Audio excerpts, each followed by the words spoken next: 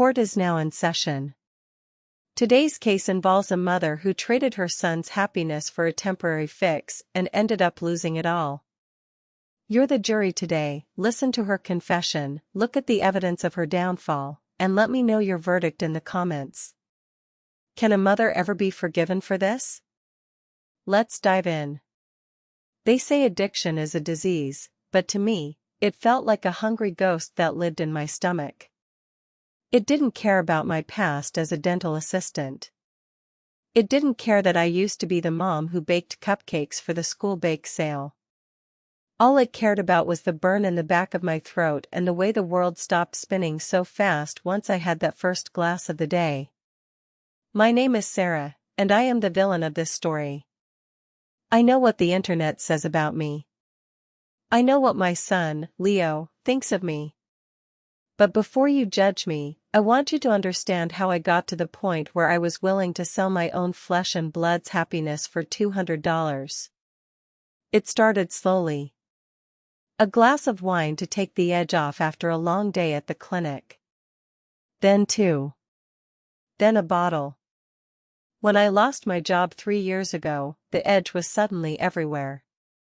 I was a single mom, the bills were piling up, and the only thing that made the panic go away was the bottle.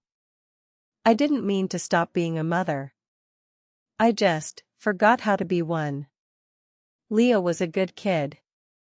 Too good. He stepped up when I stepped back.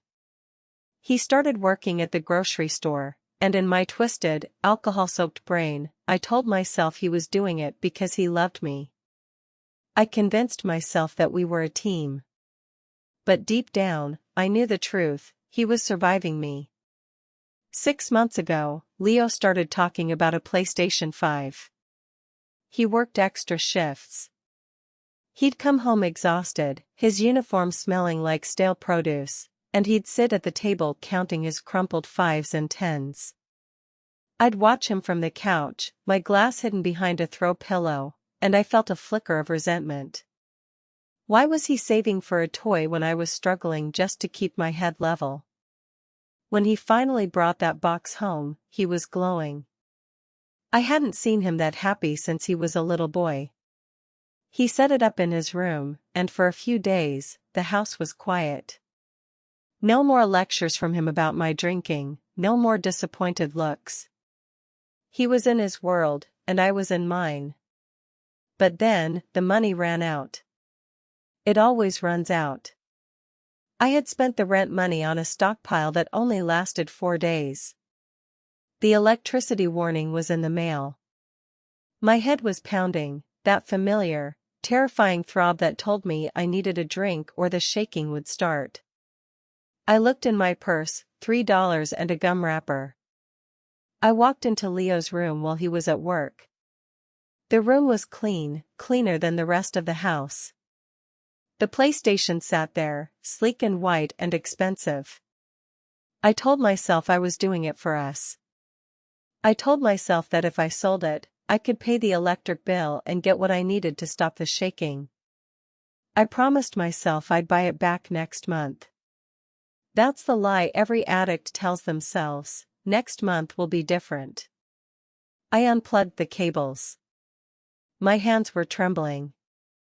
I put it in a duffel bag, along with his games and controllers. I felt like a thief in my own home. I took it to the pawn shop down the street. The man behind the counter looked at me with pity. He knew. He offered me $200. I knew it was worth more, but I couldn't wait. I took the cash, went straight to the liquor store, and by the time Leo got home, I was gone. Not physically gone, I was on the couch, but Sarah was gone. Only the ghost was left. When Leo woke me up, shaking me, his face was a mask of pure, unadulterated heartbreak. He wasn't even angry at first, he was just crushed. "Where is it, Mom?" I tried to be indignant. I tried to use my mother voice. I told him it was for rent. I told him he was selfish.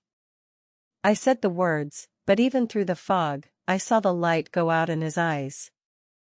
that was the moment I truly lost him. Not when he moved out, but in that second when he realized his mother was just a predator in a bathrobe. He left. I went back to sleep. I thought he'd be back. He always came back. But the next morning, the door didn't open to Leo. It opened to Jenna. My sister, Jenna, has always looked down on me. She's the successful one. The paralegal. The one with the clean house and the husband and the life I used to have. She walked into my living room like she was walking into a crime scene. She didn't scream. She didn't cry. She just looked at the empty bottles and the pawnshop receipt I'd left on the table. "You're a parasite, Sarah," she said. It wasn't an insult, it was a clinical observation. She had brought the police. I tried to fight. I tried to tell them they couldn't take my son. But then the officer asked Leo if I had stolen the console. When Leo said yes, it felt like a physical blow to my chest. They took me to detox. The first 72 hours were a nightmare of cold sweats, hallucinations, and the crushing weight of reality. When the fog finally lifted, I realized I was in a room with white walls and a locked door. No bottle. No Leo. No home. Jenna visited me once. She didn't come to comfort me. She came to serve me papers. "I'm filing for emergency guardianship," she said, her voice flat. "And Leo wants to finalize an adult adoption the day he turns 18. He's done with you, Sarah. I'm done with you. You can't do this." I sobbed. "He's my son. I gave birth to him." "You gave birth to him," Jenna agreed, "but I'm the one being his mother. I bought him a new PlayStation, by the way. He's happy. He's eating 3 meals a day. He doesn't have to wonder if you're dead or just drunk when he walks through the door." She sent me a photo. It was Leo, sitting in a bright, clean bedroom. He was holding a controller, smiling at the camera. He looked healthy. He looked safe. He looked like he was 1,000 miles away from me, even though Jenna only lived 10 minutes away. The karma didn't stop there. Because I had no income and no Leo to pay the bills, I was evicted. I watched from the sidewalk as a crew threw my life into a dumpster. My clothes, my old photos, the best mom mug Leo had given me in 3rd grade, it all went into the trash. I'm in a halfway house now. I have to blow into a tube every morning and every night. I work at a diner washing dishes because no dental office will hire me with my record. Every cent I make goes to the state and the program. I see them sometimes. I saw Jenna's car at the grocery store last week. I hid behind a pillar so they wouldn't see me. I saw Leo get out of the car. He's grown taller. He was laughing at something Jenna said. He looked toward the store, and for a second, I thought our eyes met. I wanted to run to him. I wanted to beg for forgiveness. But I didn't. Because for the first time, I loved him enough to stay away. I sold his joy for a bottle, and in return, I bought myself a lifetime of looking through windows at a family I no longer belonged to. Jenna didn't steal my son.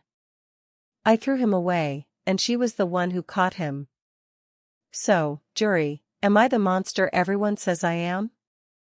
Or am I just a woman who lost her way and paid the ultimate price? What's your verdict? Let me know in the comments.